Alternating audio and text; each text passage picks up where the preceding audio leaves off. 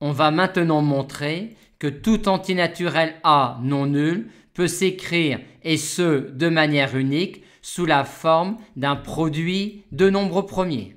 Plus précisément, on va montrer qu'étant donné un antinaturel A non nul, il existe pour chaque nombre premier P une puissance alpha P de A, telle que la suite des puissances alpha P de A, P parcourant l'ensemble des nombres premiers, n'est qu'un nombre fini de termes non nuls et tel que A puisse s'exprimer ainsi en fonction des nombres premiers et des puissances alpha P de A.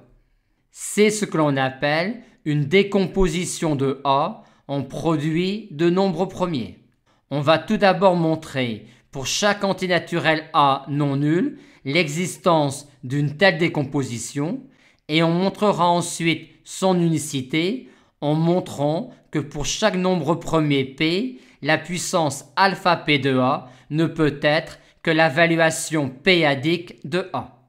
Pour montrer pour chaque antinaturel A non nul l'existence d'une décomposition en produit de nombres premiers, on va raisonner par récurrence forte sur A supérieur ou égal à 1. La propriété est claire pour A égale 1, puisqu'il suffit alors de prendre pour chaque alpha P de A 0.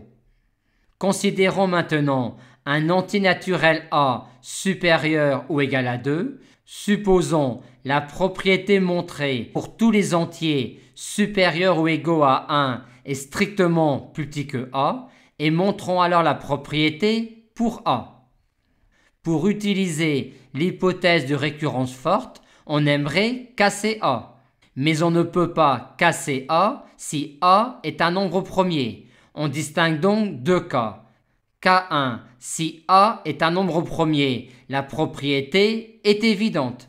Sinon, A peut entre guillemets se casser, c'est-à-dire on peut écrire A sous la forme BC avec B et C qui sont strictement supérieurs à 1 et donc strictement inférieurs à A. On peut alors appliquer l'hypothèse de récurrence forte à B et à C, ce qui nous donne alors la propriété pour A. Montrons maintenant l'unicité d'une telle décomposition en montrant que pour chaque nombre premier P, la puissance alpha P de A ne peut être que la valuation p-adique de A, soit Q un nombre premier. Si P est différent de Q, la valuation Q-adique de P est nulle, et si P est égal à Q, la valuation Q-adique de Q est égale à 1. On en déduit tout de suite en appliquant à une telle relation l'opérateur valuation Q-adique et en utilisant la propriété fondamentale sur la valuation Q-adique d'un produit que la valuation Q-adique de A est égale à alpha Q de A. Ce qui démontre que pour tout nombre premier P, la puissance alpha P de A dans une telle écriture ne peut être égale qu'à la valuation p-adique de A. Et on a alors ici la décomposition d'un antinaturel A non nul en produit de nombres premiers.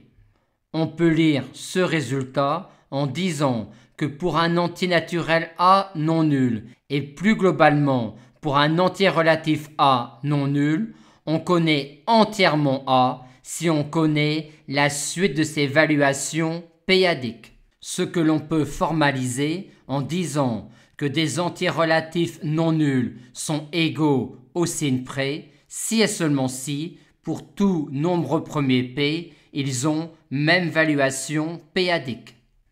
Il n'est donc pas surprenant que l'on puisse énoncer sur des entiers relatifs non nuls des résultats d'arithmétique en comparant les suites de leur valuation p-adique.